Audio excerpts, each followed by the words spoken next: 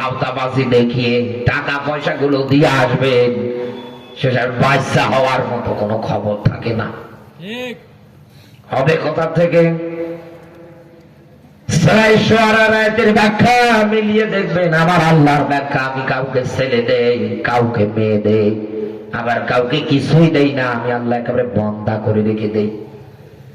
ছেলে মেয়ে যেটাই হোক না কেন, না হোক না কেন, সব কার হাতে? আপনি তো এই জায়গায় আরেকজনকে দাঁড় করা।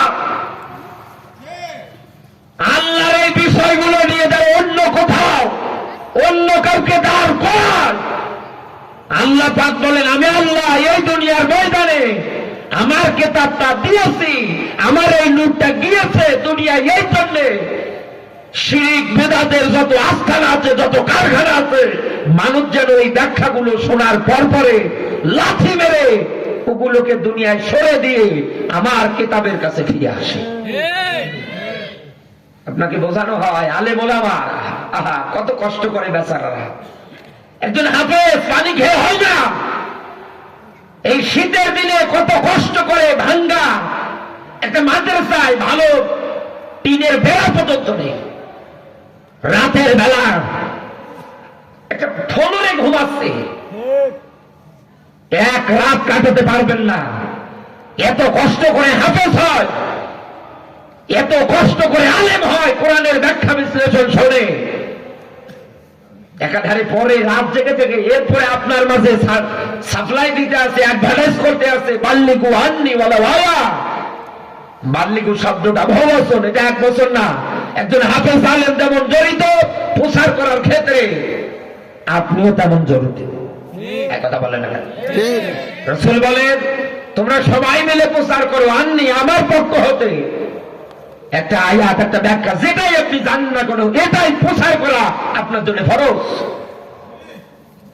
একজন আলেম, একজন হাফেজ যখন এত কষ্ট করে আপনার মাঝে এইগুলো কথা প্রচার করে, সে আপনার মসজিদের খতিব হোক আর মাঠে ময়দানে হোক, যেখানে হোক, তখন এই দেশের কত পাগল ছাগলেরা বলে এনারা হক্কানি পীরদের দেখতে পারে না, এনারা সবসময় পীরদের বিরুদ্ধে কথা বলে। আরে বেটা, কোথায় আছে এদেশে পীরদের মাজারে সেজদা দেওয়া লাগবে? শাহজালাল ইয়ামিনী কি বলেছিলেন যে আমি মারা যাওয়ার পরে মাজার বানাইও? জমজমাট ব্যবসা চলে গিয়ে দেখে, দেখো ইসলাম ভণ্ডামির জায়গা না। আপনি আল্লাহর সমকক্ষ অন্য কাউকে দাঁড় করাবেন না। যার জীবনী পড়লে পাওয়া যায়, এক হাতে আল্লাহর কোরআন আর এক হাতে তরবারি। আজান দিয়েছে তো গৌর গোবিন্দের, ইটের বিল্ডিং গুলো ভেঙে চুরমার হয়ে গিয়েছে। তাদের জীবন জিন্দিগি কি আর আপনি কি করে? আল্লাহর কোরআন এসেছে আপনাকে এই পথটা থেকে ফিরিয়ে একটা সুন্দর আলোর পথটা দেখাচ্ছি, আপনার জীবনে সেজদা নামাজটা উঠাতে। একথা বলেন না কেন? আপনি ওই যে বাঁকা হয়ে আছে না, আপনাকে সোজা করা হচ্ছে না, আর বাঁকা আপনার। প্রায় মাহফিল গুলোতে আমি বলি, একটা সাপ আর একটা ব্যাং দুইজনের মাঝে ভালো বন্ধুত্ব। দুইজনে যাচ্ছিল কোনো এক জায়গায়, ডাক দিয়ে বলছে, বন্ধু সাপ, তুমি চলার সময় শুধু আঁকা বাঁকা যাও, একটু সোজা হতে পারো না? ডাক দিয়ে বলছে, বন্ধু বাপ দাদা 14 গোষ্ঠী সব এই কায়দায় চলে, আমি কেমনে সোজায় চলবো? তা তুমি কেন আমার আজকে অপমান করলে হঠাৎ করে? ডাক দিয়ে বলছে, বন্ধু অপমান না। বলছে, না তুমি অপমান করেছো আমারে। বলছে, তোর আর বাঁচিয়ে রাখবো না দুনিয়ায়, তোর এত বড় সাহস। সাপ ধরার জন্য তারা করেছে ব্যাংকে, ব্যাংক জীবন বাঁচানোর তাগিদে পলাচ্ছে। কোথায় পালাবে? একটা পুকুর পুষ্কনি পেয়েছে, ওই জায়গায় লাফ দিয়েছে। সাপ গিয়ে উপরে দাঁড়িয়ে ফো করে আওয়াজ দিছে, থাকবি কত সময় পানির নিচে, তোরে তো ওঠাই লাগবে। রাস্তার পাশ দিয়ে গরু সারিয়ে দুপুরের রোদের বেলা এক রাখাল যাচ্ছেন বাড়িতে খাবার খেতে, পুকুর পাড়ে তাকিয়ে দেখে সাপ, হাতে লাঠি, আহ পেটের ক্ষুধা, একেবারে দ্রুত সাপটাকে মেরে সোজা করেছি। ব্যাংকটা পানি থেকে ওঠার পরে ডাকিয়ে দেখছে, বন্ধু তো টনটনায় সোজা। কি গো, একটু আগে সোজা হতে পারলাম, হলো না, এখন থেকে টনটনা সোজা হয়েছে, এত নড়া চড়াও নেই। সাপের মাথা বরাবর গিয়ে ডাক দিচ্ছে, বন্ধু ওঠো, বাড়িতে চলে যায়। মনে রাগ কি কমেছে? না, কোনো খবর নেই তো। আর একবার আর এক সাইডে গিয়ে ডাকছে, না, কোনো খবর নেই তো। ব্যাং তাকিয়ে দেখে ওর শরীরে পিটিয়ে হাত, গোশ, চামড়া সব আলাদা করে দিয়েছে। তখন ব্যাং ডাক দিয়ে বলছে, বন্ধু তোরে কত করে বললাম তুই সোজা হ, হলি না, আমারে আরো দাবড়াচ্ছিস, আমাকে দুনিয়ার থেকে বিদায় করবি। শেষে বন্ধু তুমি যে এমন সোজা হবে আমি জানতাম না। সোজা তো হলে তাও আবার মরার পরে। আপনিও এরকম ভাই, এত চাহিদা আপনার, এত কিছু আপনার। আমার বাবা এই দিতে পারে, ওই দিতে পারে, ধ্যান ধারণায় আপনি বসে আছে, যন্ত্রণার ব্যবসাটার আসল আপনি বানিয়েছেন, এত চাওয়া আপনার। রসুলের হাদিস এই জন্যে, বানি আদমের পেট চাওয়া চাহিদা কবরের মাটি ছাড়া অন্য কোনো কিছু দিয়ে ভরবে না। এই জন্য যেই দিন আপনি কবরে যাবেন, কবরে যাত্রী হবেন, ওই দিন একেবারে আপনি ওই সাতটার মতো টনটনা সোজা হয়ে যাবেন। আপনি যদি আমার কথাটা বুঝতে পারেন, তাহলে আপনি অনেক দূর এগিয়ে যেতে পারবেন। এই কথাটা যদি না বোঝার ভান করেন, তো যান কবরে, বাটাম ফাটিয়ে ফেলবে একেবারে। হ্যাঁ, এটা আল্লাহর হক, একেবারে বাটাম ফাটা সাইজ করবে কবরে। রাত গভীর হয়ে যাচ্ছে, আমরা সবসময় যতটুকুন পারি কোরআন হাদিসের বাস্তব কিছু কথা শোনার চেষ্টা করব। দ্বিতীয় নাম্বার অর্থ, ইনসাফ বিরোধী কাজ। যেখানে হয় কথা ছিল, আল্লাহর কোরআন জানিয়েছে, ফাহকুম বাইনান নাস বিল হক। হে নবী দাউদ, যদি বিচার করতে হয়, রায় দিতে হয়, সত্য সহকারে রায় দাও। অপরাধ যেই করুক না কেন, তাকে শাস্তি পেতেই হবে। কথা বলে না কেন? ইন্নাল্লাহা ইয়া'মুরু বিল আদলি ওয়াল ইহসান। সূরা নাহল 16 নম্বর সূরা 14 নম্বর পারা 90 নম্বর আয়াতের ব্যাখ্যা।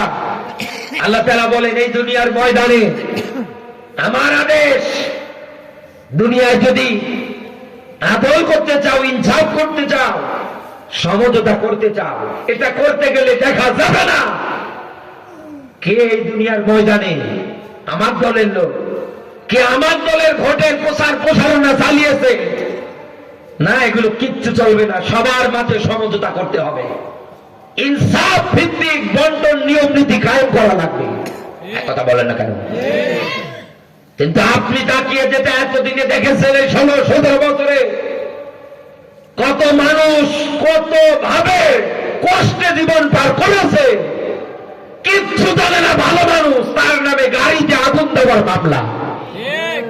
কি অপরাধ এই লোকটার? যে লোকটা জামাত ইসলাম করে, এই জন্য এই যৌবন বয়সে এই ছেলেটা ইসলামী ছাত্র শিবির করে জন্যে, হেফাজতে ইসলাম করে জন্যে, রাতের বেলা ঘরে পর্যন্ত থাকতে দেয় না, হাজারো হামকি ধমকি, এলাকার পার্টি নেতার বড় কত কিছু একাধারে দিয়েছে। অথচ ওদের দলের লোকেরা মানুষ মেরে রাস্তায় ফালিয়ে, মানুষের লাশের উপরে দাঁড়িয়ে নৃত্য পর্যন্ত করে, শার্টের বোতাম খুলে দিয়ে রাস্তায় চলে, এদের নামে কোন বিচার মামলার মাটিতে হয় না। আল্লাহর কোরআনে এই বিচার ব্যবস্থা, এইরকম আদল, এইরকম ইনসাফ ভিত্তিক চাই না। আল্লাহর কোরআন জানিয়েছে, অপরাধ যেই করুক তাকে শাস্তি পেতেই হবে। এটাই কোরআনের রায়, এটাই সিদ্ধান্ত। এক কথা বলে না কেন? কিন্তু আপনি তাকিয়ে দেখেছেন এতদিনে কত ইউপি চেয়ারম্যানদের বিচার ব্যবস্থা এরকম। 3টা চোর একটা এলাকায় চুরি করতে গিয়ে ধরা পড়েছে, রাতের বেলা চেয়ারম্যানের কাছে ফোন, ওয়ার্ডের শেষ সীমানায় চোর ধরা পড়েছে, তাড়াতাড়ি আসবেন। এখন দায়িত্ব তো নিয়েছে, ওনাকে যেতেই হবে। চলে গিয়েছে, যাওয়ার পরে তাকিয়ে দেখছে ওদের যা উত্তম মাধ্যম দিয়েছে, প্রায় আদা মরা হওয়ার মতো অবস্থা।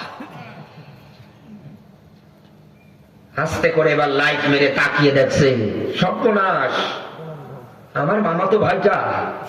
আরে, কিন্তু বলতে পারছে না, বললে তো আর মান সম্মান থাকবে না। এক কথা বলে না কেন? আর একবার টস মেরে তাকিয়ে দেখছে, সর্বনাশ, এই না এতদিন আমার সাপোর্ট দিল অমুক ভাইয়ের চরিত্র ফুলের মতো চরিত্র, মাই খেয়ে পড়ে আসরি। তৃতীয় নাম্বারে লাইট মেরে তাকিয়ে দেখছে, ফুফাতো ভাই। এলাকার লোকজন তো ঘিরে ধরে আসে, নাক দিয়ে বলছে, এদের এত মেরেছেন কেন? থানার হাতে দিতে পারেন নাই, পুলিশের হাতে দিতে পারেন নাই, নতুবা শুরুতে আবার দায়িত্বে মেরে একেবারে আদা বড় করেছে। জানেন না আইনত দণ্ডনীয় অপরাধ, চোর ধরার পরে মারা। এক কথা বলেন, চোরের উপর বাটপাড়ি চলছে ওই জায়গায়। ডাক দিয়ে বলছে, কোন চিন্তা নেই, ধরা যেহেতু পড়েছে, চৌকিদারকে বলছে, তিনটারে আমার কামরায় নিয়ে চলো, আর আপনাদের আমি কথা দিলাম, এদের উপযুক্ত বিচার হবে। কোন এলাকার ইউপি সদস্য চেয়ারম্যানেরা যদি গিয়ে বলে এটা আমার বিষয়ে আছে, আমার মাথায় আছে, আমার এখতিয়ারে নেই, এটা দায়িত্ব আমার, আপনি কি তার উপর দিয়ে একটা কথা বলতে পারবেন?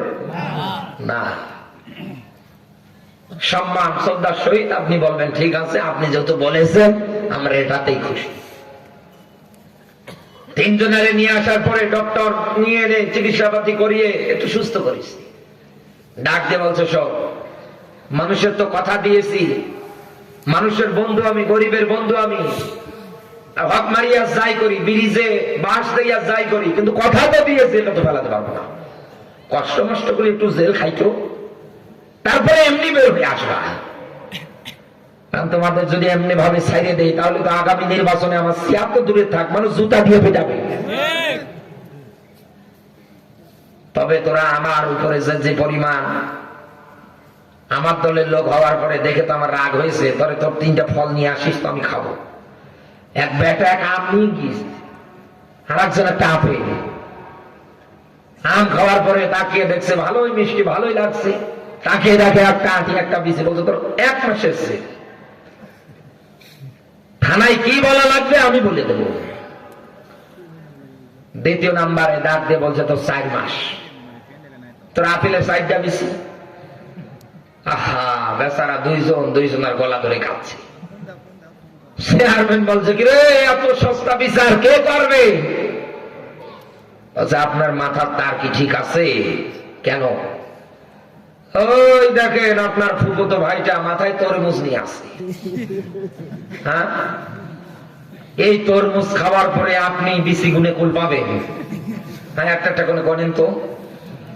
এই বেটা যদি কিয়ামত পর্যন্ত হায়াত পায়, ও কিয়ামত পর্যন্ত জেলে থাকবে, তাও বেরোতে পারবে না।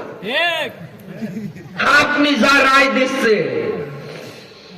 চেয়ারম্যান বলছে, তাই তো, বাংলাদেশে আপনি এতদিনে 16-17 বছরে এইরকম রাজত্ব দেখেছেন। ওরা যা চেয়েছে তাই করেছে।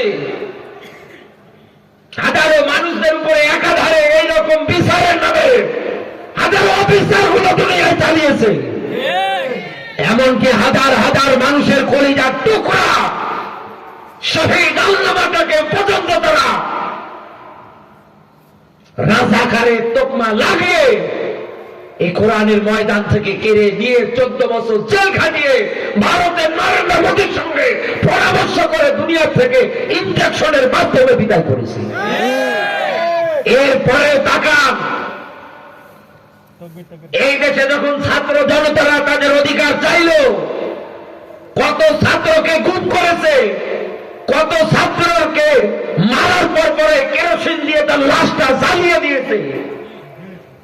কত মার বাবাগুলো তাদের সন্তানের ছবি নিয়ে খুঁজে বেড়াচ্ছে রাজপথে, কোথায় আমার ছেলেটা, আজও ঘরে ফেরে না। ছোট্ট ছোট্ট বাচ্চারা বিকেল বেলা বাবা মায়ের সঙ্গে আনন্দ করার জন্য বাড়ির ছাদের মধ্যে গিয়েছিল, সেই জায়গা থেকে পর্যন্ত রেহাই হয় না। এরপরেও কিছু মানুষ বলে এদের কি করতে হবে, এদের কেন বিচার করা লাগবে, এদের নির্বাচন অধিকার দেওয়া হোক, অমুকেরা অমুক করে, তমুকেরা তমুক করে। এই বাংলার মাটিতে নতুন করে কোন স্বৈরাচারেরা যদি ওদের পক্ষ নিয়ে স্বৈরাচার হতে যান,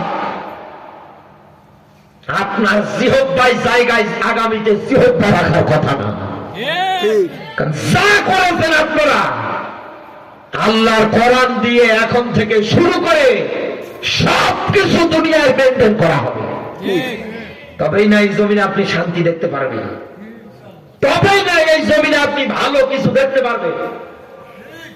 মাঝে মাঝে আমির হামজা ভাইয়ের বক্তৃতা গুলাই আপনি শুনে দেখেন, এটা গল্প বলে, এখান থেকে যে কত শিক্ষা। এক এলাকায় এক ছেলের নাম ছিল ইসলাম, বাড়িতে কাজ করতো, ওর মেয়ের নাম ছিল শান্তি।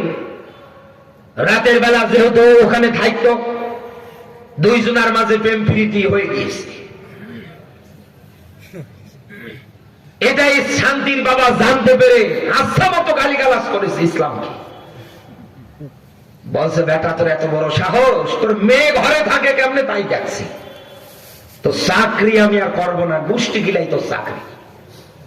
হাতটা ধরে ডাক দিয়ে বলছে, চলো জয়পুর হাটে রূপসা এক্সপ্রেস, নীলসাগর এক্সপ্রেস, সীমান্ত, দ্রুত যান। একতা, আন্তনগর, তিতুমি, বরেন্দ্র, যা ট্রেন আছে যে কোনো একটাই উঠে চলে, যেদিক মন চাই ওদিকে যাও। শান্তি বলছে, কোনো অসুবিধা নেই, টোপলা টাপলি যা আছে গুছিয়ে নিয়ে বেরিয়ে গেছি। ওর বাবা বাড়ি এসে রাখছে, মা শান্তি, মা শান্তি। শান্তির তো পুষ্টি নেই বাড়িতে। এলাকা থেকে লোকজনকে জিজ্ঞাসা করছে, শান্তিকে দেখেছো? একজন বলছে, ভাই আপনার বাড়িতে ইসলাম নামে যুবক ছিল, ওরে তো আজকে দোকানে দেখলাম না। বলছে, ভাই ওর পিটিয়ে বিদায় করেছে। ডাক দিয়ে বলে, বেটা তুমি ইসলাম পিটিয়ে দুনিয়ায় শান্তির তালাশ করো, তোমার জানা নাই ইসলাম যেখানে শান্তি সেখানে। যাও আগে গিয়ে ইসলামকে খুঁজে বের করো।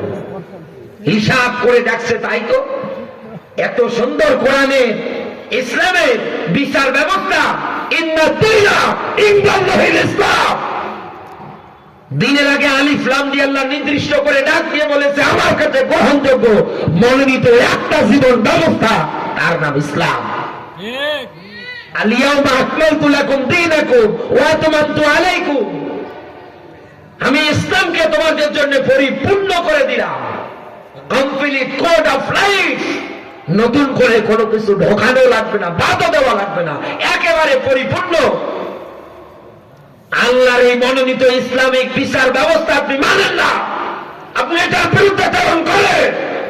এই দুনিয়ায় তাদের হাত ধরে ধরে আপনি তাদেরকে সহযোগিতা করে ইসলাম বিদায় করে এখন বলেন আমি শান্তি চাই।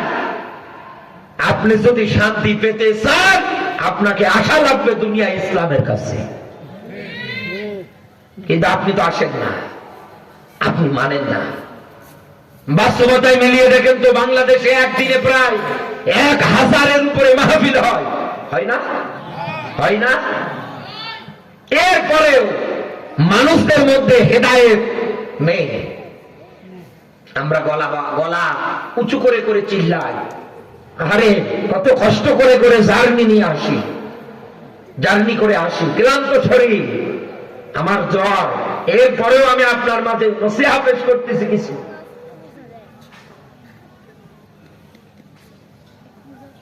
এরকম করে করে কোন না কোন জেলায় আমি ছুটে ছুটে যাচ্ছি, এক এক দিন এক এক জেলায়। শুধু আমি না, যত দিনের দায়ী আছে, লক্ষ লক্ষ মানুষ হচ্ছে না, তারপরেও আমরা এই দুনিয়ার ময়দানে আল্লাহর এই দিক নির্দেশনাগুলো, ব্যাখ্যা গবেষণাগুলো নিয়ে কথা বলার পরেও আমরা মানুষের মাঝে তাকিয়ে দেখছি মানুষের পরিবর্তন হচ্ছে না। আমরা তাদেরকে আল্লাহর আয়াত শোনাই, ইয়া আইয়ুহাল ইনসান, হে মানুষ সকল, মা গররাকা বিরব্বিকাল কারীম, রব বলছেন তোমরা কিসের ধোঁকায় পড়ে গেলে? দুনিয়ায় যা কিছু ধোঁকায় তোমরা পড়েছো সব তুচ্ছ তাচ্ছিল্য। আমি আজকে আপনার মাঝে একটা আলোচনা উপহার দিয়ে যাচ্ছি, একটা আয়াতের সঙ্গে আমি আপনাকে পরিচয় করানোর জন্য মনস্থ করেছি।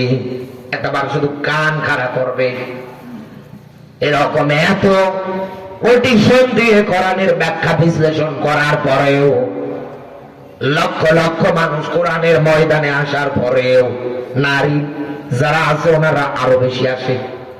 তারপরেও আপনি তাকিয়ে দেখেন একাধারে আমাদের মধ্যে কোনো পরিবর্তন আসছে না।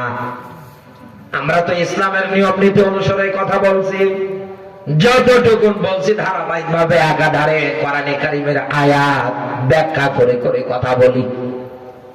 ঐতিহাসিক কত ইসলামী শর্ট শর্ট গল্পগুলো পর্যন্ত নবী রাসূলদের জীবনী থেকে আমরা শোনাচ্ছি। তাদের জীবন জিন্দেগি দেখেন আর আপনার জীবন জিন্দেগি দেখে, কোনো পরিবর্তন তো আপনার জীবনে আসে না। না আসার পিছনে এবার আমরা কোরআনে কারীমটাকে জিজ্ঞাসা করি, যেহেতু আমরা কোরআন শিখতে এসেছি, এই জায়গা থেকে কিছু কথা মেমোরিতে নোট করার জন্য বসে আছি রাতের বেলা। এইবার আমি আপনাকে কোরআনের একটা মাত্র আয়াত বলছি, মেলান ব্যাখ্যাটা। আল্লাহ পাক বলেন, ইন্নাল্লাযীনা কাফারু সাওয়াউন আলাইহিম আ'আনযারতাহুম আম লাম তুনযিরহুম। বলেন আল্লাহু আকবার।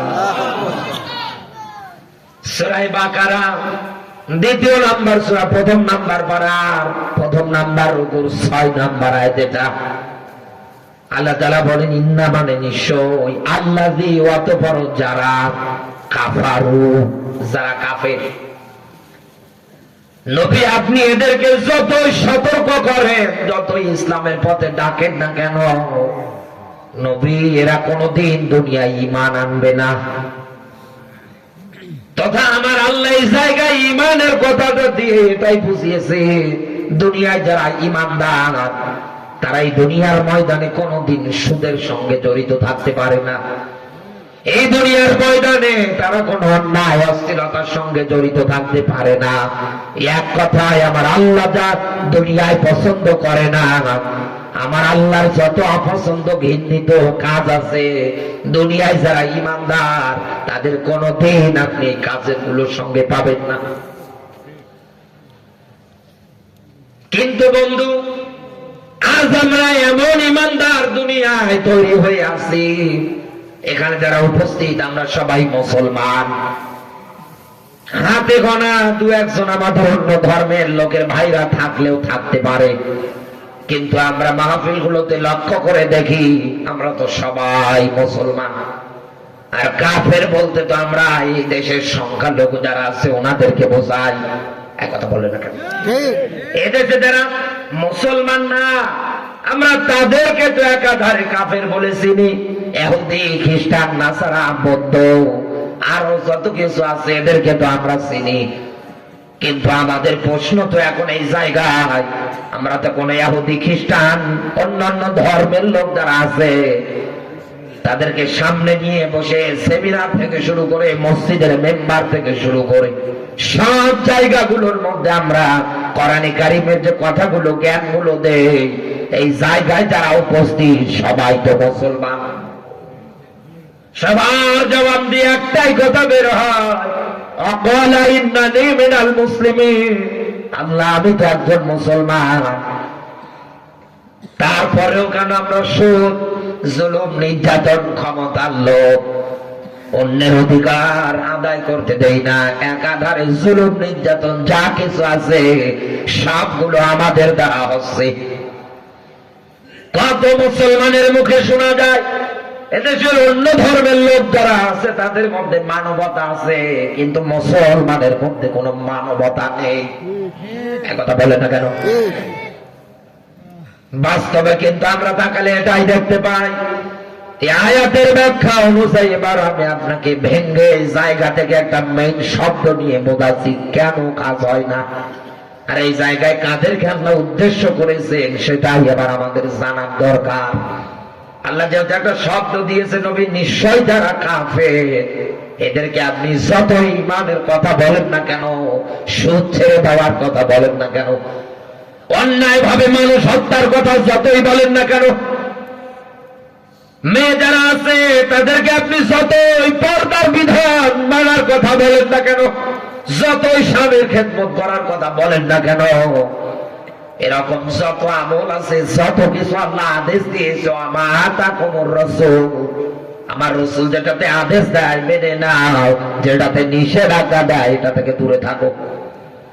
এই দুনিয়ার ময়দানে এরকম যত কিছু আছে, নবী আপনি তাদেরকে যতই আহ্বান করেন কোনো লাভ হবে না, কারণ এই মানুষগুলো হলো কাফের। এই মানুষগুলো আরো জোরে বলে। এরপরে আয়াতটা এবার পেলাম, খতামাল্লাহু আলা কুলুবিহি, নবী এই কারণে কাজ হবে না, এই সমস্ত কাফের যারা আছে তাদের যে কলব, এই কলবটার মধ্যে আমি আল্লাহ মোহর মেরে দিয়েছি। এত ডাকেন, এত কিছু বলেন না কেন, তারপরেও লাভ নেই। নবী ওদের যে দৃষ্টি শক্তি, এই দৃষ্টি শক্তির মধ্যে আমি আল্লাহ আবরণ দিয়েছি। ওরা জানে এটা ভালো কাজ, ওরা জানে মানুষদেরকে জেলখানায় বিনা কারণে আটকে হত্যা করা মানবতা বিরোধী কাজ। একজন মানুষকে অন্যায় ভাবে হত্যা করা মানে তামাম দুনিয়ার মানুষদের হত্যা করার মতো গুনাহ নিয়ে মরতে হবে। এমনকি দুনিয়ায় যারা মানুষ হত্যাকারী হয় তাদেরকে আমার আল্লাহ পাক জাহান্নামে দেবে। কথা বলে না কেন?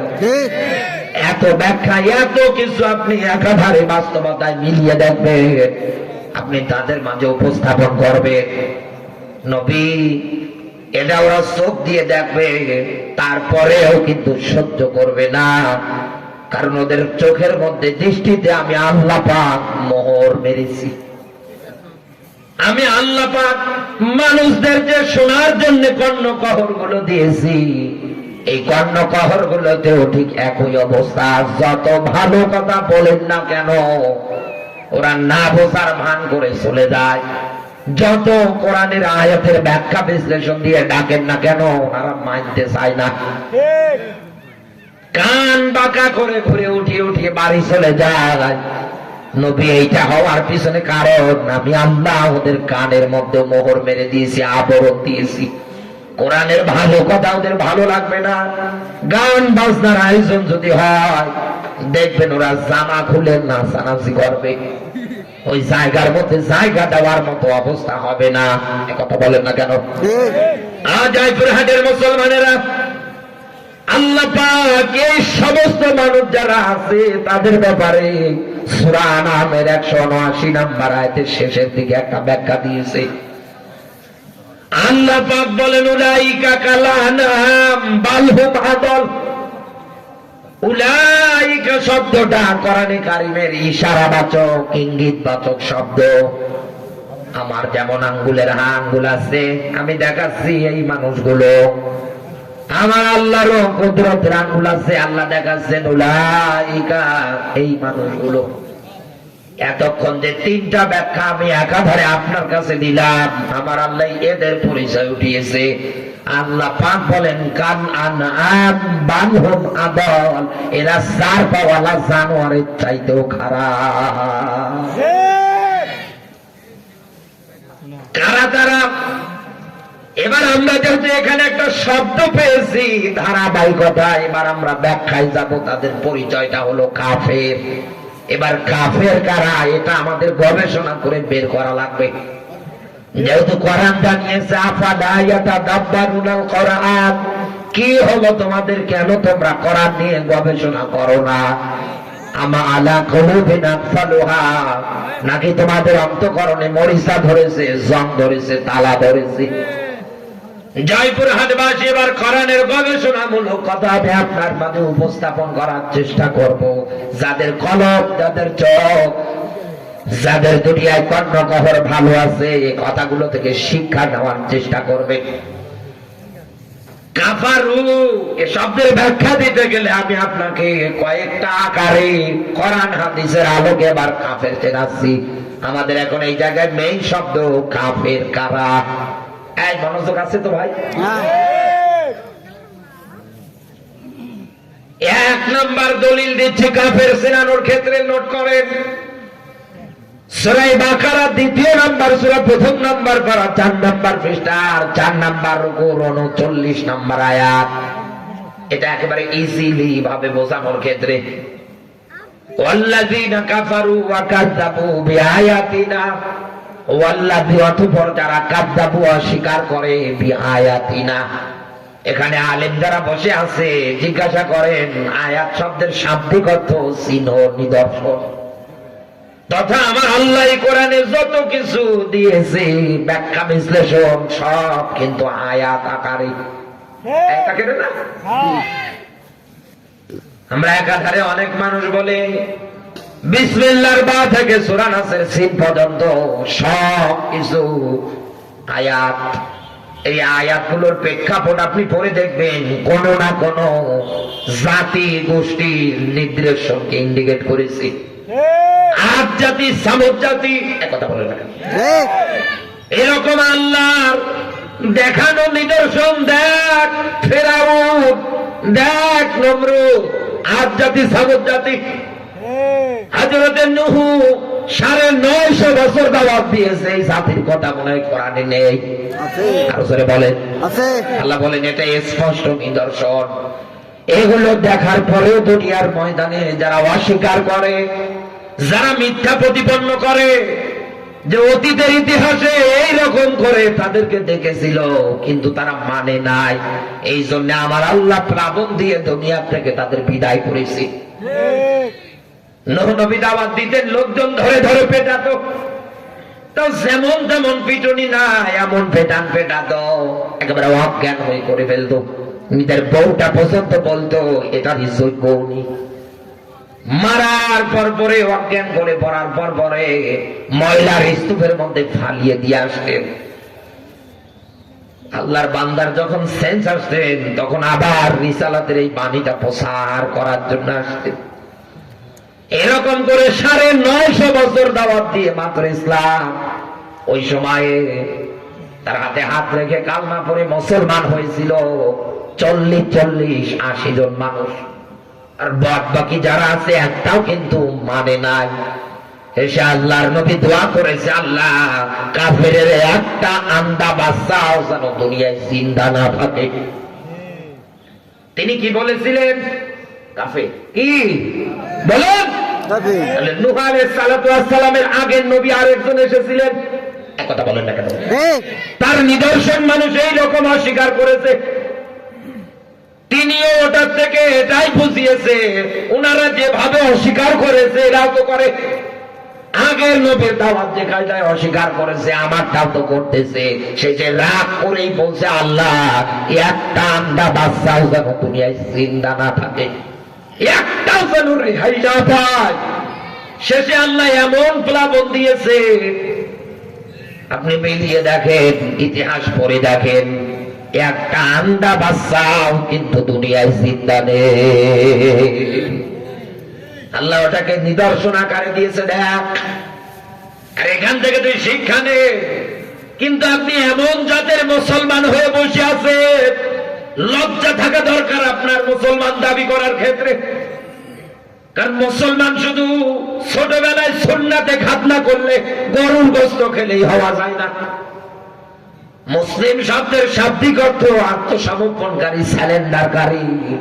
আপনি আসেন আল্লাহর বিধানের কাছে আত্মসমর্পণ করেন, স্যালেন্ডার করেন। কেমন মুসলমান বন্ধু আপনি আজও আত্মসমর্পণ স্যালেন্ডার করতে পারেন না? আল্লাহর ব্যাখ্যা ওয়ালা তামুতুন্না ইল্লা ওয়া আনতুম মুসলিমুন, ওই পর্যন্ত মরবি না। এ ধমকার আর জোরে বলেন। যত জায়গায় আপনি ওয়ালা শব্দটা কোরআনে দেখবেন তত জায়গায় আমার আল্লাহ নিজে ধমক দিয়েছে, ওয়ালা খবরদার। তার বাবা যদি তার ছেলেকে ধমক দেয়, স্বামী যদি স্ত্রীকে ধমক দেয়, আপনি তাকিয়ে দেখবেন স্বামীর ধমক খাওয়ার পর পরে স্ত্রী যদি ভালো হয়, যদি ভালো জাতের ভালো ঘরের মেয়ে হয়, ওর মনের ভিতরে একটা ভয় আসবে না, রে আমার স্বামী আমারে ধমক দিয়েছে, ওই জায়গায় যাওয়া যাবে না। একথা বলে না। বাবা যদি তার ছেলেকে ধমক দেয়, ওই বলার সঙ্গে ছেলে যদি ভালো হয় ও কিন্তু থেমে যায়, ফিরে আসে বাড়ি থেকে, আর আজে বাজে জায়গায় আড্ডা দেওয়ার জন্য বের হচ্ছে না। কিন্তু আমার আল্লাহ যে আপনাকে কোরআনে ধমক দিয়ে বলেছে, খবরদার, দুনিয়ায় মুসলমান পরিপূর্ণ না হয়ে তুই মরবি না। আপনার কথা তো কানে ঢোকেই না। কি বলবো আপনাকে, আপনি বলেন।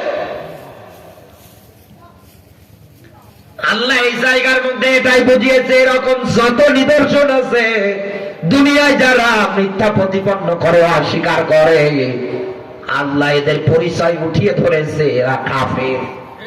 এরা কি? আল্লাহ বলেন উলাইকা আসহাবুন নার হুম ফিহা খালিদুন। আবারও আল্লাহ দেখাচ্ছেন উলাইকা,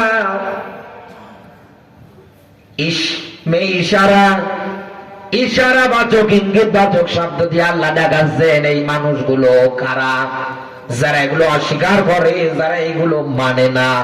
আল্লাহ পাক বলেন এদের বাসস্থান, এদের থাকার জায়গা নার মানে জাহান্নাম, হুম ফিহা খালিদুন, ওই জায়গার মধ্যে ওনারা চিরকাল থাকবে। আমি শেষ করে দিচ্ছি, 12টা বাজলে আমিও যাচ্ছি ভাই, দাঁড়ান, শুধু এই পয়েন্টটা নেই, একটু বেয়াদবি মাফ করবেন ভাই। আলোচনায় যদি আপনি আমার ব্রেক দেন তাহলে আমি আর এত সুন্দর করে বিষয়টা বোঝাতে পারবো না। এই জন্য আমি আপনাকে কয়েকটা মিনিট সময় চাচ্ছি। আল্লাহ পাক বলেন এই দুনিয়ার ময়দানে এই মানুষগুলো হলো কাফের, এদের থাকার জায়গা, বাসস্থান হচ্ছে জাহান্নাম। কতদিন থাকবে? আল্লাহর ব্যাখ্যা হুম ফিহা খালিদুন, চিরকাল। লা ইয়ামুতু ফিহা ওয়া লা ইয়াহইয়া, ওই চিরকাল এমন একটা জায়গা আপনার জন্য বরাদ্দ, মরবেন না, বাঁচবেন না। মরার বাঁচার মধ্যবর্তী স্থানে আল্লাহ রাখবে, তার আযাব গুলো আচ্ছাদন করাবে। খাবার হবে রক্তপুষ পোড়াবে, জাকুম নামক এক ধরনের কাঁটাযুক্ত ফল। দুনিয়ায় তো মুরগির রান ছাড়া খেতেই পারেন না, জান মুরগির রান না। ঘরের বউটা এত সুন্দর রান্না করে, তাও আপনি খেতে পারেন না। বউকে গালান, মাকে সহ গালান। এমন স্বামী মনে হয় জয়পুর হাটে নেই। আছে মানে আমরা, আছে মানে বাইরে চালান।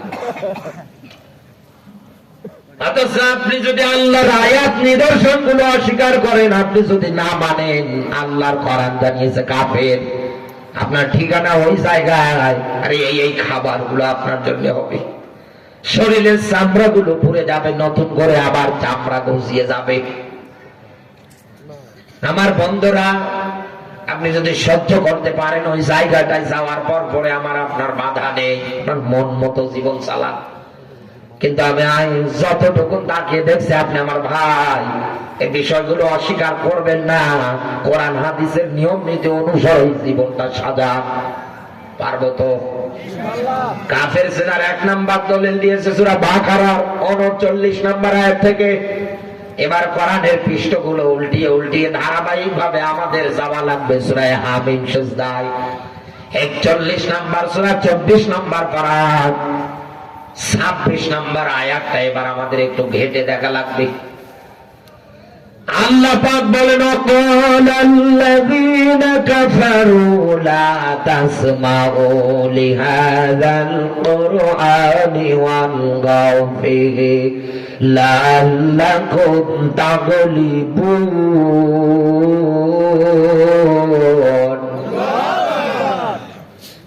মেমোরিতে ভালো করে ঢোকাবে। এই আয়াতটা এই জায়গার সঙ্গে রিলেটিভ, এই জন্য বলছি। আল্লাহ পাক নবীজিকে ডাক দিয়ে বলছে, হে নবী, কাফের বেঈমান ওরা বলবে, আল্লাযীনা কাফারু, বলা তারা বলবে,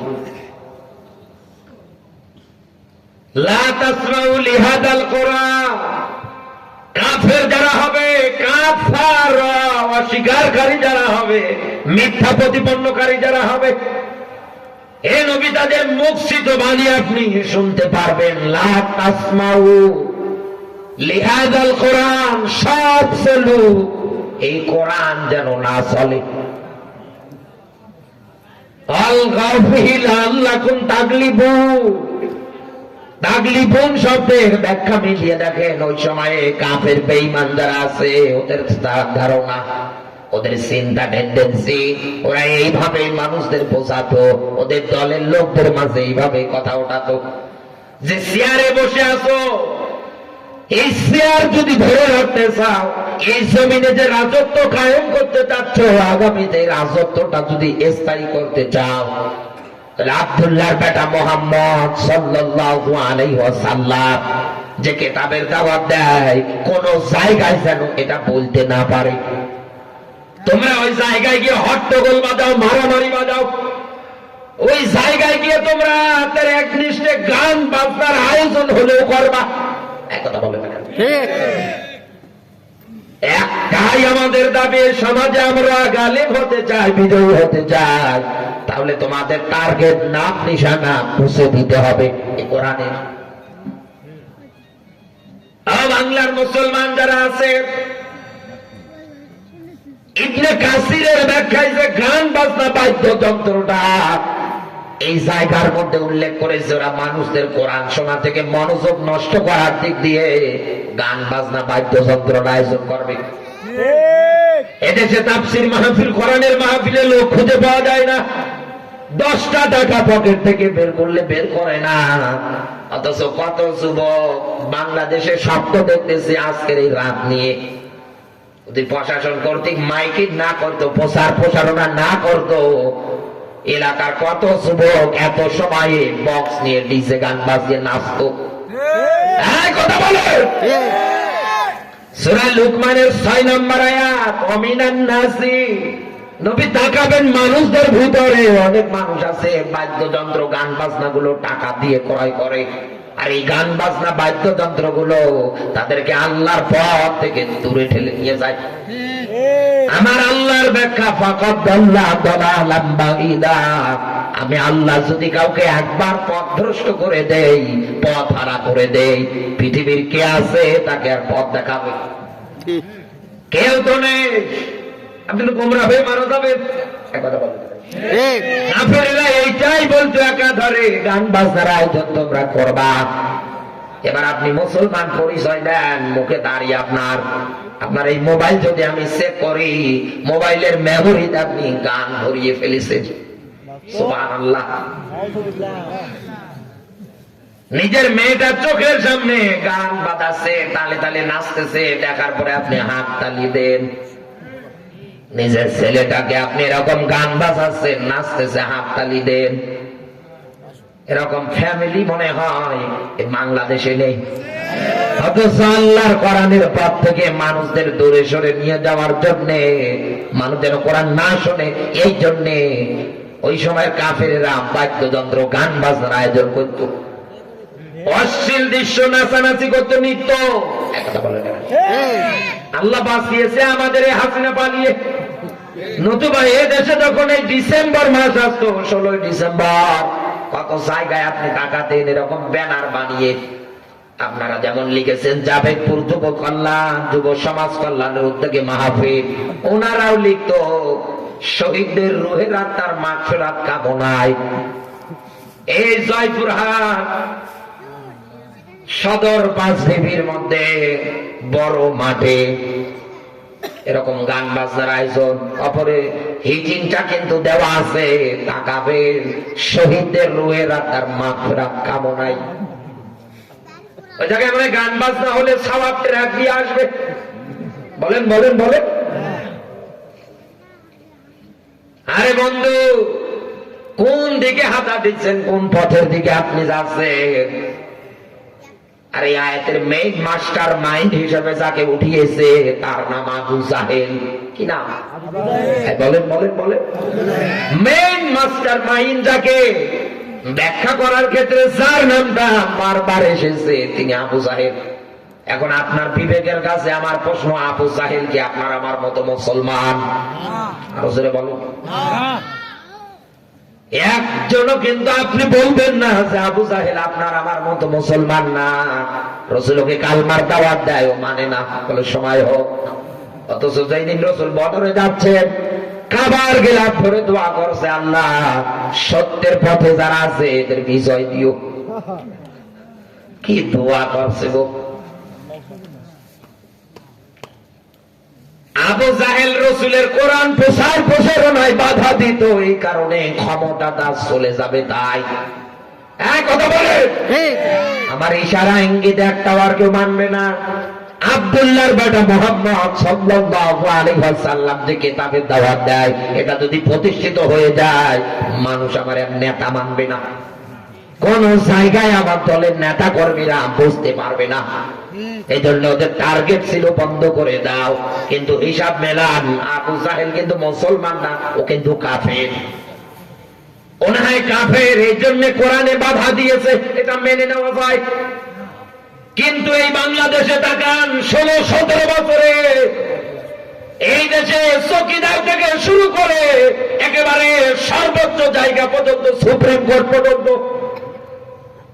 বিচার বিভাগের সর্বশ্রেষ্ঠ আসর, ওই জায়গা পর্যন্ত যারা দায়িত্ব পালন করেছে, হাতে গোনা কয়েকটা অন্য ধর্মের লোক, এ বাদ দিয়ে সব কিন্তু মুসলমান। তারপরেও যদি আপনি ইজাবেদপুরে এই সমাজ কল্যাণের উদ্যোগে মাহফিলের আয়োজন করতে দিতেন, আগে থানায় গিয়ে ওদের কাছে অনুমতি, পারমিশন লেটার নিয়ে আসা লাগতো। কথা বলে ওরা যতক্ষণ অনুমতি দেবে না, ততক্ষণ আপনি মাহফিল করতে পারবেন না। হিসাব তো বরাবর। আবু সাহেল যদি কোরআনে বাধা দেওয়ার কারণে প্রসারণায় ও যদি কাফের হয়, আবুল হাকাম থেকে ওর নাম যদি আবু জাহেল হয়ে যায়, বুদ্ধির পিতা থেকে যদি মূর্খের বাবা হয়, এই বাংলাদেশে 16-17 বছরে রাজনীতি যারা করেছে, কোরআন প্রচারে যারা বাধা দিয়েছে, এই দেশে যারা স্টেজ তৈরি করার পর আলেমদের উঠতে দেয় নাই, এদের শুরু থেকে শেষ পর্যন্ত যারা সাপোর্ট করেছে, এখন করতেছে, বাংলাদেশে আবু জাহেল দা, এরাও তা। আপনি কিন্তু বিষয়টা এবার কাফের কারা ভালো করে চিনেছেন, একবারে ক্লিয়ার করে বসিয়েছি। আল্লাহ পাক জানিয়েছে, নবী এদেরকে আপনি যতই দাওয়াত দেন কোনো লাভ নেই। এই জন্যই তো কোরআনের মাহফিল গুলো দিয়ে কাজ হচ্ছে না। চেহারা দেখলে মনে হয় জিবরিলের ছোট ভাই, অথচ এই দেশে ইসলাম দিয়ে রাজনীতি হোক মানে না। আল্লাযীনা আমানু ইউকাতিলুনা ফি সাবিলিল্লাহ, যারা ঈমানদার হলো, লড়াই করে, সংগ্রাম করে কার পথে? আল্লাহর জোরে বলে। আপনি ডাকেন, ওরা আসবেই না, ওরা মানবেই না। আল্লাহ পাক যেন আমাদের এই দেশটাকে এরকম কাফেরদের থেকে হেফাজত করে। জোরে বলুন আমিন, আরো জোরে বলেন আমিন। নবীজির প্রতি দরুদ, মানবতার মুক্তির মডেল, মানবতার মহান আদর্শ, মানবতার শিক্ষক, নবী গুরু শিরোমণি নবী মুহাম্মদুর রাসূলুল্লাহ সাল্লাল্লাহু আলাইহি ওয়াসাল্লাম। জবান সে কোরআনের সোনালী আয়াত আমার সঙ্গে পড়ে না। আউযু বিল্লাহি মিনাশ শাইতানির রাজিম। বিসমিল্লাহির রহমানির রহিম। وأنذر عشيرتك الأقربين।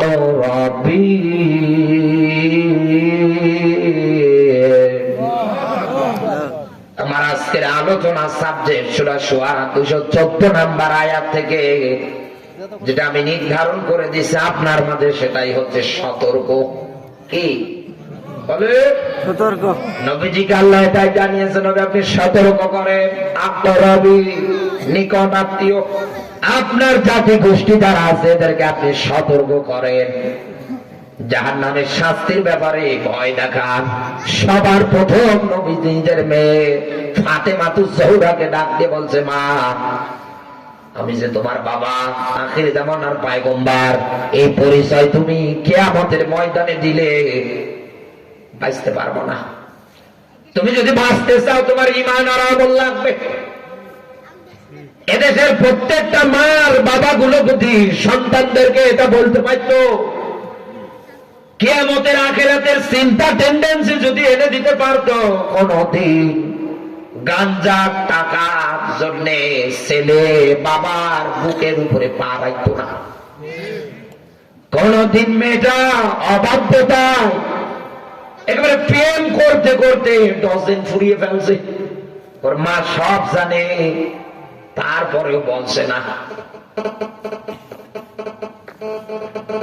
বন্ধু, আমি আপনাকে যেটা বোঝাতে চাচ্ছি, এই জায়গার মধ্যে সতর্ক যদি দুনিয়ায় আপনি করতে চান করবেন। রসুল নিজে মেয়েকে করেছেন, এরপরে ফুপুকে। এইবার জাতির উদ্দেশ্যে রসুল সাফা পাহাড়ের পাদদেশে গিয়ে দাঁড়ালেন, ডাক দিয়ে বললেন, আমি যদি তোমাদের বলি এই সাফা পাহাড়ের পাদদেশে একদম লোক অস্ত্র শস্ত্র নিয়ে তোমাদের প্রতি আটক করার জন্য, অ্যাটাক করার জন্য রেডি হয়ে আছে দলবল নিয়ে, তোমরা বিশ্বাস করো? উপস্থিত যারা সবাই ডাক দিয়ে বলছে, আমরা বিশ্বাস করি, এটাতে আমাদের কোনো সন্দেহ নেই। রাসূল যখন ডাক দিয়ে বলেছেন, আমি আল্লাহর নবী, আল্লাহ পাক আমাকে দুনিয়ায় নবী করে পাঠিয়েছে, ওরা সঙ্গে সঙ্গে ওই জায়গার মধ্যে থেকে রাগ প্রকাশ করতেছে। সবচাইতে বেশি যেটা লাফিয়েছে তার নাম আবু লাহাব। কি নাম? আসেন কোরআন দেখাচ্ছি খুলে। আল্লাহ তাআলা কোন কাফেরের নামে পূর্ণাঙ্গ সূরা দুনিয়ায় দেয় না, কোরআনে উল্লেখ নেই। কিন্তু আবু লাহাবের নামে আল্লাহ ডাইরেক্ট নাম ধরে সূরা দিয়েছে। কারণ রাসূল যখন বলেছেন আমি নবী, ও সঙ্গে সঙ্গে ডাক দিয়ে বলেছে, মুহাম্মদ, এই কথাটা বলার জন্যই কি তুমি আমাদের এই জায়গার মধ্যে ডেকেছো? তোমার প্রতি অভিশাপ এখন থেকে শুরু করে বর্ষিত হবে। দ্বিতীয় নাম্বারে পাথর উঠিয়েছিল হাতে রাসূলকে মারার জন্য। আল্লাহ কোরআনে আয়াত দিয়ে পর্যন্ত বলেছে, তাব্বাত ইয়াদা, ধ্বংস হোক আবু লাহাব, ওর দুই হাত নিজেও, ওর স্ত্রী সন্তান ধন সম্পদ টাকা পয়সা ওর কোনো কাজে আসবে না। আমি আল্লাহ ওকে প্রবেশ করাবো জাহান্নামের লেলিহীন অগ্নিশিখায়। ও জয়পুরহাটের মুসলমানেরা, নবীর দিকে পাথর মারা, অভিশাপ দেওয়া যদি আল্লাহ সহ্য না করে, আল্লাহ যদি কাফেরের নামে ডাইরেক্ট কোরআনে আয়াত দিয়ে পর্যন্ত সতর্ক করে কিয়ামতের আগ পর্যন্ত, দেখো আবু লাহাবের চরিত্র এরকম। এই বাংলাদেশে আজ আপনি তাকিয়ে দেখেন, আলেম দেখলেই যারা চুলকায়, আলেমদের কথা শুনলেই যাদের গা জ্বলে, এদেশে আলেমদেরকে মারতে মারতে তারা রক্তাক্ত করতে পেরে,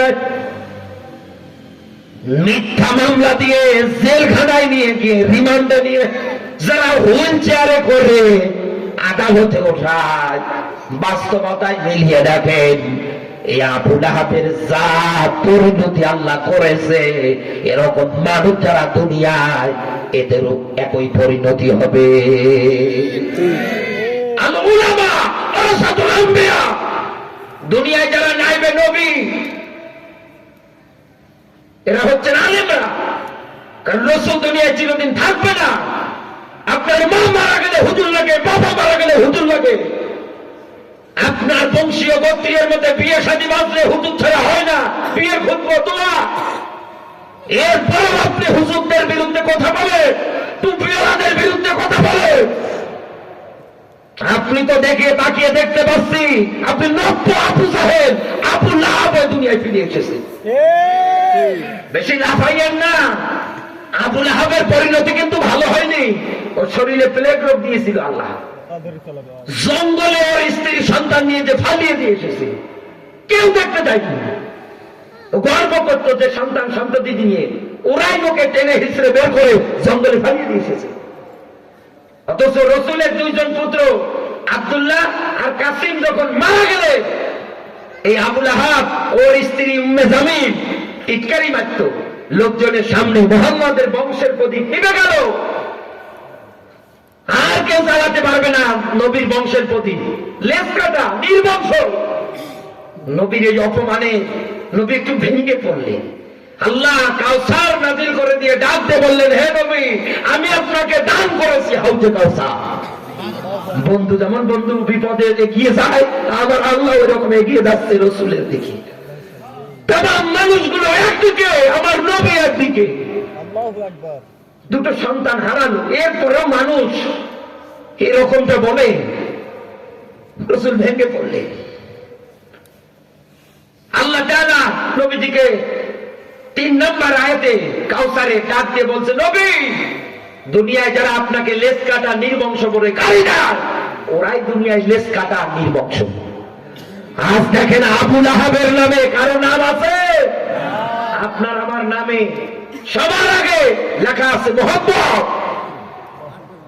একেবারে কিয়ামতের আগ পর্যন্ত আমার নবীকে নিয়ে কেউ যদি ব্যঙ্গ করে, কেউ যদি উল্টা পাল্টা কথা বলে, ওর পিঠে চামড়া থাকবে না।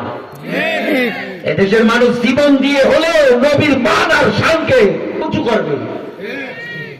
আবু লাহাব, আবু জাহেল, কাফের বেঈমানদের গালি দিলে মানুষেরও খুশি হয়। কথা বলে না কেন?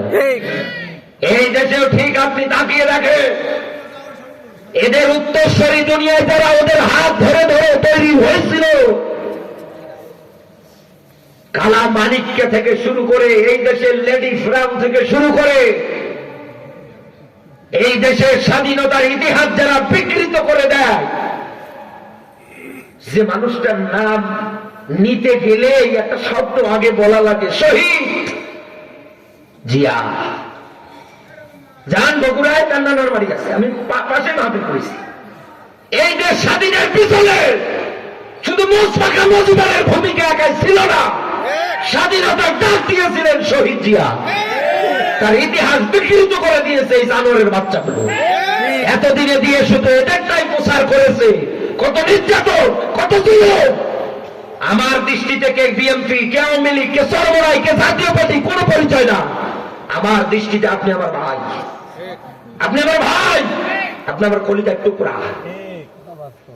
সবাইকে এক প্ল্যাটফর্মে এসে নতুন করে কেউ যদি আবু লাহাবের রূপ নিতে আছে, যেই মানুষগুলোর ভূমিকা এই দেশের জন্য অপরিসীম, গুরুত্ব বেশি, এদের নিয়ে কেউ যদি উল্টা পাল্টা কথা বলে, একটাও পিঠে চামড়া রাখা যাবে না। এটা সবারই ইমানি দায়িত্ব। এতদিন কিছু বলতে পারেন না, এতদিন কিছু করতে পারেন না, কিন্তু এখন সময় এসেছে এদের রুখে দেওয়া। কথা বলে না কেন? রাসূলও দিয়েছিলেন, মার খেলেন, পাথর খেলেন, অভিশাপ পেলেন, সন্তান মারা গেল সান্ত্বনার বদলে আরো ঠাট্টা বিন্দু, 82 বার ডাইরেক্ট ইনডাইরেক্ট মারার টার্গেট। এত কিছু সহ্য করার পরে রাসূল কোরআন হাতে নিয়ে বলেছিলেন, খয়রুল কুরুনি করনি, আমার যুগটাই সর্বশ্রেষ্ঠ যুগ। বলেন না আল্লাহু আকবার।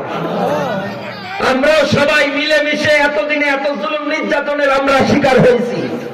আমি ছোট মানুষ হলেও আমার নামে মামলা হয়েছে। কত জায়গায় স্টেজের পিছন দিক দিয়ে এই সাইডগুলো দিয়ে দোলাবাড়ি দিয়ে পালিয়েছি, পায়ে জুতো নেই, ঠান্ডাতে থরথর করে কেঁপেছি। আমরা সবাই এরকম বৈষম্যের শিকার। আমরাও যদি বন্ধু আগামীতে এই বৈষম্যগুলোকে দূর করে দিয়ে শান্তির একটা সমাজ করতে চাই, আবু লাহাব মুক্ত, আবু জাহেল মুক্ত, আল্লাহর কোরআনের বিকল্প ছাড়া অন্য কোনো কিচ্ছু নেই। আছে না? এজন্য আসেন, সবাই আসেন, এই কোরআন দিয়ে জাতিকে আমরা এইভাবে সতর্ক করি, ডাকি। আবু লাহাবদের পরিচয় উঠিয়ে ধরি, নতুন করে কেউ যেন আবু লাহাব হওয়ার স্বপ্ন না দেখে। হলে এই পরিণতি হবে আপনার। পেলে লোক কুকুর জন্তু জানোয়ারের লাশটা ছিঁড়ে ছিঁড়ে খেয়েছে, জানাটা পর্যন্ত হয়নি। ওর স্ত্রী গলার মধ্যে লাকড়ির বোঝা দরিয়া কে মারা গিয়েছে, কোন কাজে আসে নাই, কোন কাজে আসে নাই। এই জন্য বন্ধু, আমি আপনাকে ওই আয়াতটা থেকে সতর্ক করে গেলাম, একটা মেসেজ দিয়ে যাচ্ছি। মসজিদের মুয়াজ্জিন থেকে শুরু করে একেবারে মাঠ পর্যায়ে পর্যন্ত যত আলেম ওলামা আছে, কোন দিন বেয়াদবি করবেন না। মসজিদে গিয়েছেন মুয়াজ্জিন সাহেব, হয়তো দায়িত্ব পালন করাটা যে কত কঠিন জিনিস, এখানকার যিনি ইউনিয়নের চেয়ারম্যান জিজ্ঞাসা করে কি কষ্ট। আহা, মানুষগুলো রাত 12টা, 1টা, 2টা, 3টার সময় বাড়ি চলে যায়। আমরা তো উপরে উপরে ভালো ফটর ফটর করতে পারি। আমার বড় বাবা রানিং মেম্বার ছিলেন, মারা গিয়েছে। আমি দেখতাম কি দায়িত্ব পালন করা পেরা একটা, তারপরেও দায়িত্ব নেওয়ার জন্য এনারা চেষ্টা চালায়, যতটুকুন পারে মানুষের পাশে গিয়ে দাঁড়ানোর জন্য চেষ্টা করে। মসজিদের মুয়াজ্জিন থেকে শুরু করে একেবারে যত এরকম মানুষ আছে। আর রসুলের হাদিসের ব্যাখ্যা তো অন্যরকম, আপনি তো মানেন অন্যরকম। রসুল বলেন কুল্লুকুম রাঈন, কুল্লু মানে প্রত্যেকে। প্রত্যেকে বলতে আলমগীর হোসেন বিপ্লবী আছে কি একা? আপনি আছে। এর পার্শ্ববর্তী জেলা রাজশাহী, এর পার্শ্ববর্তী আর একটা জেলা আছে চাঁপাইনবাবগঞ্জ, এরকম 64 জেলার মানুষ। তাম বিশ্বে যত মানুষ আছে রসুল বলেন প্রত্যেকটা মানুষ দায়িত্বশীল। কিয়ামতে আল্লাহ দায়িত্ব পালনের ব্যাপারে জিজ্ঞাসা করবে। খালি মেম্বার চেয়ারম্যানদের পাশায় আগুন দিতে পারে, গুতাতে পারে, নিজের ঘরে নিজের ছেলেটা হাতে গাঞ্জা ধরে। আপনি তো পরিবারের গার্ডিয়ান, আপনি তো তাকে একটু বলবেন, সতর্ক করবেন। ও চোখ পাকানো দেখে আপনি ভয়ে পিছিয়ে আসেন। এক কথা বলে না কেন? আপনি মা, আপনি গার্ডিয়ান। সবাই সবার স্থান থেকে দায়িত্ববান। মসজিদে এরকম যত মুয়াজ্জিনেরা আছে ওনারাও দায়িত্ববান। দায়িত্ব পালন করতে গিয়ে যদি একটু ভুল টুল করে, খবরদার চোখ রাঙ্গানি দেবেন না। মসজিদের খতিব যিনি 5 ওয়াক্ত নামাজ আদায় করায়, পেশ ইমাম, এরকম আলেম যারা আছে তাদের সঙ্গে আপনি কোনোদিন রাব ব্যবহার করবেন না, কপাল পুড়ে যাবে। আল্লাহর কোরআন জানিয়েছে উতুল্লিম বাদা যালিকা ফারিম, এটা জারর সন্তান, এটা অবৈধ সন্তান। রসুলের সামনে ওয়ালি দিতে মুখে এসে লাফাচ্ছে। রসুল বলেন বেশি লাফিও না, বাড়ি গিয়ে মায়ের কাছে শোনো, জন্মটা কি আসল বাবা দিয়ে হয়েছিল না অবৈধ বাবা দিয়ে? চিন্তা করে সর্বনাশ, কাম খেয়ে দিয়েছে। এই লোকের মুখ দিয়ে এই কথা, যে আজ পর্যন্ত কোনো মিথ্যা কথাই বলে না। মানুষ নাম শুনে বলে আলামি, বলে সাদিক, সর্বনাশ, দৌড়ে বাড়ি ডাক দিয়ে বলে আম্মা আলামি আব্দুল্লাহর বেটা মোহাম্মদ সাল্লাল্লাহু আলাইহি ওয়াসাল্লাম আমাকে এই কথা বলেছে। বলছে বাবা একেবারে হাসা কথা, সত্য কথা। রাখালের সঙ্গে প্রেম, এই প্রেম নিবেদন করতে গিয়ে তোমার দুনিয়ার মুখ দেখিয়েছি। ওইখান থেকে হিসাব করে মিলিয়ে দেখেন, দুনিয়ায় যারা নবীদের বিরুদ্ধে, আলিমদের বিরুদ্ধে এরকম সতর্ক করার পর উল্টো যারা আলিমদের দিকে মারতে আসে, জেল খাটানোর ধান্দা নিয়ে থাকে, একটাও জন্মের ঠিক নেই, সব চারো অবৈধ। আল্লাহ এদের থেকে আমাদের বাংলাদেশটা হেফাজত করুক, বলেন আমিন। আল্লাহ তাআলা আমার এই ছোট্ট জবান দিয়ে, জেহেন দিয়ে যে কথাগুলো আপনার মাঝে উপস্থাপন করিয়েছে, আল্লাহ যেন আমল করার তৌফিক দান করে, বলেন আমিন। আরো জোরে বলেন আমিন। আর আমরা কথা বাড়াবো না, আমাদের একজন অতিথি এসেছে, উনি একটু কথা বলবে। আমি ওনার সঙ্গে একটু বেয়াদবি করে ফেললাম, আমি ওনার কাছে ক্ষমা প্রার্থী। একটু ক্ষমার দৃষ্টিতে তাকাবেন, কিছু মনে করবেন না।